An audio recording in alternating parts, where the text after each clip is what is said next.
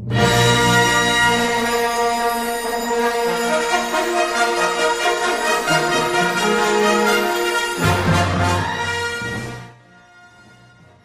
reçoit les figurines avec plein de petites pièces et elles sont pas de super qualité. Ça devrait être livré avec du green stuff. Green stuff, je le rappelle, on mélange la partie bleue, la partie verte, ça permet de combler certains trous au niveau des figurines. Pour ces deux types de figues, évitez peut-être de faire le collage des petits bonhommes sur les véhicules. C'est plus simple pour les peindre après. The Stormtroopers. On met le primeur, on bombe bien en blanc, on met ensuite du noir et on fait des retouches en blanc. Difficulté de cette figue, c'est le noir et blanc, c'est l'effet graphique voulu, mais en fait la figue est pourrie, donc faut pas suivre les contours naturels de la figurine. Au contraire, pensez contouring. L'astuce, c'est de recréer des volumes selon l'effet voulu. De mon côté, j'ai ajouté un petit peu de vernis dans le blanc pour justement éviter l'effet plâtre, pouvoir bomber là où je le voulais. Pour les motos, pour l'effet métal, pensez à croiser les mouvements de votre pinceau, ça évite que ça ressemblera à du bois. Darky n'a pas été épargné, la qualité de la figue est médiocre, il a fallu combler toute l'épaule ici au green stuff. Les rebelles. Ils ont été un peu plus gâtés par la nature, du moins par leur concepteur. En plus, on peut mettre des couleurs, donc on se fait plaisir. Selon le temps qu'on a, il y a des détails sympas, les insignes, etc. Là, je me suis pas vraiment pris la tête, c'était le but, c'est de jouer avec. J'aime mettre de la mixité. J'aime aussi qu'il y ait de la parité. Donc, il y avait deux meufs. Je sais pas trop si c'en était. En tout cas, dans mon jeu, elles le sont devenues. Pour le blindé, j'ai regardé sur le net. Il y a juste quelques touches de vert sur le métal. Donc, j'ai gardé ce code couleur. La figue de Luc est plutôt sympa. On peut rentrer dans les détails, lui faire des vrais yeux. On peut même penser à mettre un petit peu de bleu sur les cheveux pour faire les reflets du laser. Et les socles, les faire avant de coller la figurine. Pour ces jolis socles, du sable ramassé, de l'herbe synthétique et de la colle qui va devenir transparente au séchage. Les décors.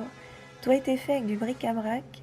Il n'y a pas eu d'achat de matières premières en dehors de ce qui se trouvait déjà à la maison. J'ai mangé les chocolats qui étaient à l'intérieur, mais par contre je m'en servirai jamais. Je suis contre les sapins de Noël. Ça me fend déjà le cœur si on m'offre un bouquet de fleurs. Pour l'officielle maison Tatooine, la boule était un peu petite. Du coup, j'ai fait du bricolage en plus.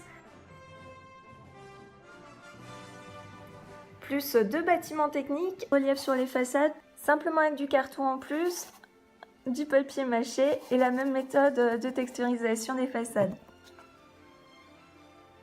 Mes deux derniers modèles de bâtiments qui ont été faits selon ce que je trouvais, donc ça c'est de l'emballage, dans de l'emballage de produits cosmétiques, d'où la forme que j'ai gardée. C'est stratégiquement en fait que j'ai rajouté ce bâtiment. Les escaliers c'est tout con, un bout de carton et en comblant les trous avec du papier mâché. Petites affichettes, ça se trouve sur le net. Alors après, on n'en fait pas commerce, donc je pense que personne nous en voudra.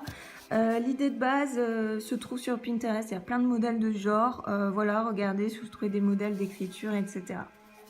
Pour tous les décors pour une texture abrupte, un petit peu de sable ramassé, du mastic de remplissage ou autre. Deux sortes de bombes pour refaire les façades ou les décors. Donc du beige, ça se voit un petit peu là, couleur sable. Et ensuite on rajoute un petit peu de blanc, là où il est censé y avoir plus de volume, de façon très légère.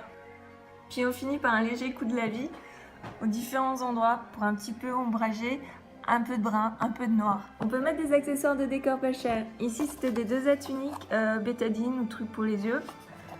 Et son petit capuchon qu'il utilisait comme un robinet. On a tous des petits bouts de pièces comme ça en plastique, on sait pas trop ce que c'est, si c'est des restes Ikea ou autre. On les bombe et pareil, un effet métal. Bouche d'aération, etc. J'adore mes portes. C'est le relief qui était déjà présent sur les boîtes utilisées. C'est des boîtes de cosmétiques. D'ailleurs, super info, c'est un produit qui vaut super cher, mais c'est H-Dor, un truc dans le genre, mais qui est vraiment pas cher sur Beauté Privée. C'est un super site pour tout ce qui est cosmétique. Regardez le charme de l'épaisseur des murs. On pense bien à rajouter un petit bout à l'intérieur de carton. Pareil, on le fait coller au papier mâché et on le bombe, etc.